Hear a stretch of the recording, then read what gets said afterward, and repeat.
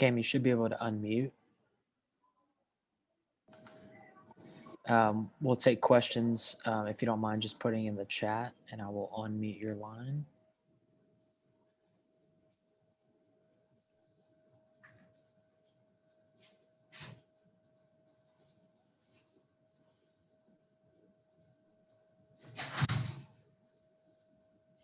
Yeah, Cam, it seemed like at halftime you had to feel pretty good about where you were. You were down by 6 and didn't play great, didn't play, bad, but you were down by 6. What was the feeling at halftime that y'all were in this game, and then what happened early in the second half that kind of took you out of it? Of course, we felt like it was in the game. It was only down by 6, so we felt good about that, but then had a few turnovers, and we missed a few chippies at the basket, and that's what turned everything around.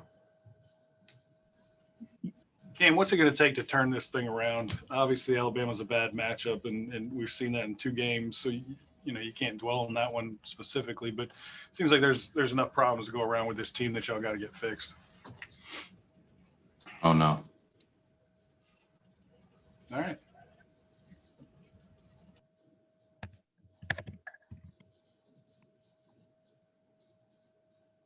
Go ahead, Ron. Yeah, Cam, obviously tonight you didn't have Darius. You're kind of getting used to that, a new guy in the lineup. Do you feel like this is something that I guess y'all can kind of work through the next few games with, is that you kind of get different guys in the lineup? It seemed like at times it worked really well in the first half, and at times it didn't. Yeah, I mean, next man up mentality. Felt like we was playing fine. We just had a few turnovers and missed a few layups. But I think we did fine as far as rebounding. So next man up. It seemed like, that y'all did keep Alabama off the 3-point line. Maybe early in the second half they got a few that kind of got them going, but they kind of won this game this time with defense on y'all, did they, rather than offense? I mean, we missed a few shots that we always make. Like, we missed layups we always make, so I don't really think it was defense. It was really us. Thanks. Okay, thanks, Cam.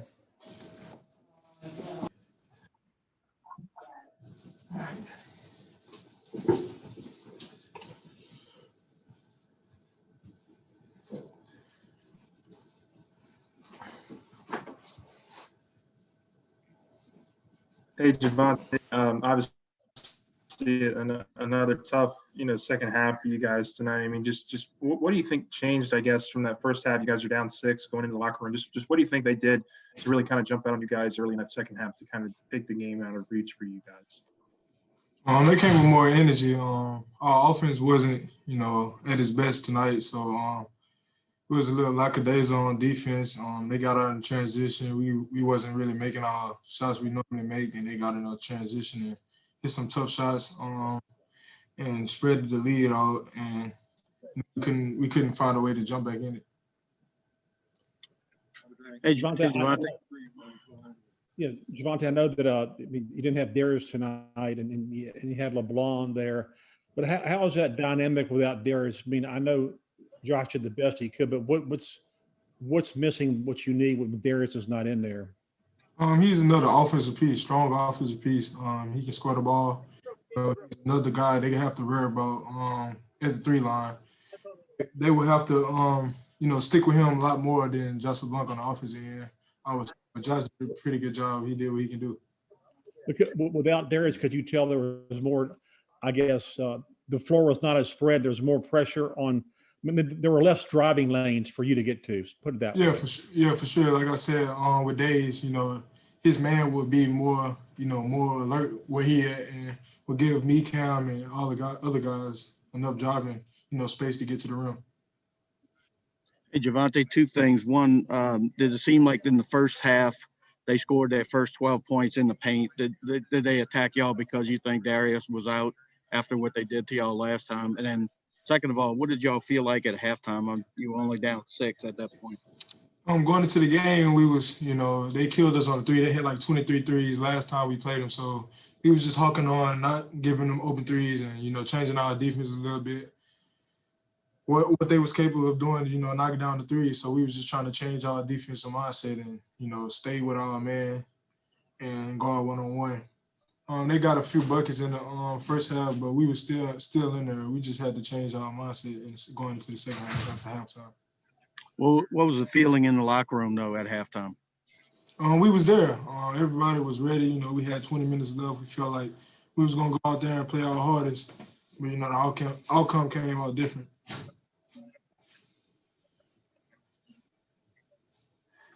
Yeah. Yes, sir. Right here. Right here.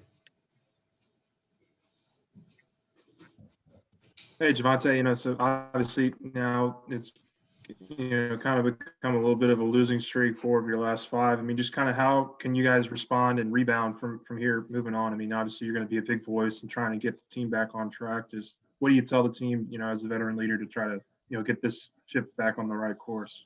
We got to keep moving forward. That was just, a knock on us, but we just got to keep moving forward. Tomorrow we got to get back at it. We're watching film, if we practice, and just get back at it and get ready for Saturday. Okay, thank you, Javonte. Appreciate it. No problem.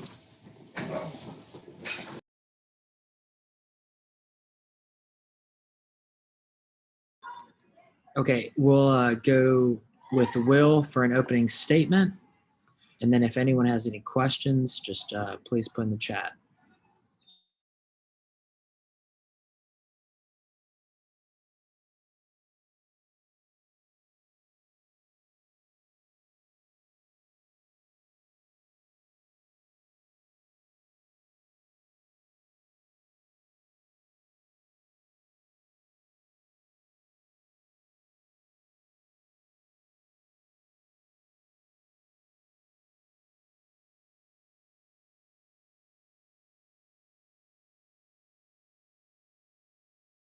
Coach, just put in the chat. I got Sheldon and Ron. Coach, go ahead. Obviously a difficult night offensively. I thought we guarded them pretty well the first 30 minutes until the game got out of hand. And we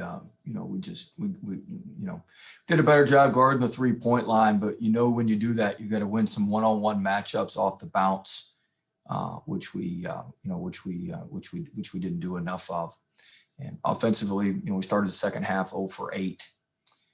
That's not gonna get it done. And we missed. I think we were 0 for 2 from the free throw line, 0 for 8 from the field. Then we had another stretch right after that. I think after we made our basket, I think we went 1 for 9. I think we were 1 for 17 for a stretch there in the second half, which, we're just not capable of overcoming that, especially on the road against a very good team. We just missed a lot of shots at the rim. Now their length and athleticism had something to do with it, but we had a lot of misses at the rim. Will, do you think they went inside a lot early because of the absence of Darius, and also in the second half, did y'all feel like you were in it really good at halftime? I mean, you were only down 6. Great at halftime. I was a little disappointed at the end of the first half. I thought we had a 3-point swing there where we missed the back end of that free throw, and then we fouled 93 feet, and they hit 2 free throws. I thought that was a 3-point swing. I thought we could have been a little bit closer, but overall, at half, I felt good. And I mean, we got the look we wanted to start the second half. We got the high low. We threw it in. We got a point. We got a layup, and we got fouled. And so I thought we executed pretty well until the game got a little bit out of hand, and we couldn't bring it back. They got us on some switches on those posts. It wasn't necessarily them throwing in the post. They caught us on some switches and that sort of thing. It appeared Josh LeBlanc hurt his hand. Any kind of update on that? Is it serious? I think he hurt his thumb. He'll be fine. Yeah, be fine. I figured you didn't need to lose another big guy at that point. Right now you're kind of in a little tailspin. You feel like this is something. I mean, you get home and work through this. You got Florida Saturday. I mean, feel like you can turn this thing around. Yeah, I mean, I believe in our players. I believe in our team. We've got to clean some things up for sure. But we've still got a good team. We've still got good players. We've hit a rough spot, and we've got to battle our way through it. So, tell our guys all the time, adversity adversity visits the strong and lives in the weak. So we got to be strong and make this a passing thing and ready to roll. Yeah, I think it's hard not to make too much of this matchup, because it's been so lopsided. But you kind of answered, I guess, my question. Is it important now to give other guys a chance, either to set a message or continue to keep hope for this team? Do you understand what I'm saying? Not really. Not really. Just the idea that it looks like it's a three-man show out there right now, and all three of them aren't hitting on the same cylinders, and it's a lot of hero ball. Not a lot of assists, 8 assists on the night. It feels like this team needs an infusion of something. What is that something, and is it on your roster? I mean, hopefully we can find it. Hopefully we can find it. But I mean, we played the same way. It was good enough to win a lot of games the last couple of years. And so, we just we've gotta find our footing and get back and get back going. I believe in our players. I believe in the guys we've got on our roster. We've just gotta bring it together. We just gotta bring it together and put it all together and play better as a group.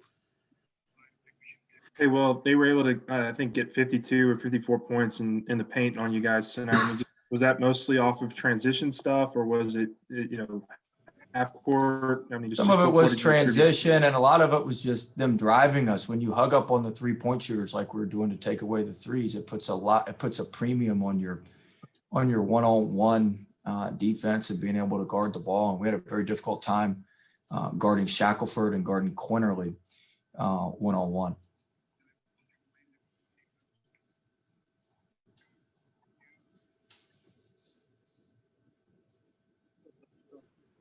Glenn, are you good? Okay. Ronald, just 1 second.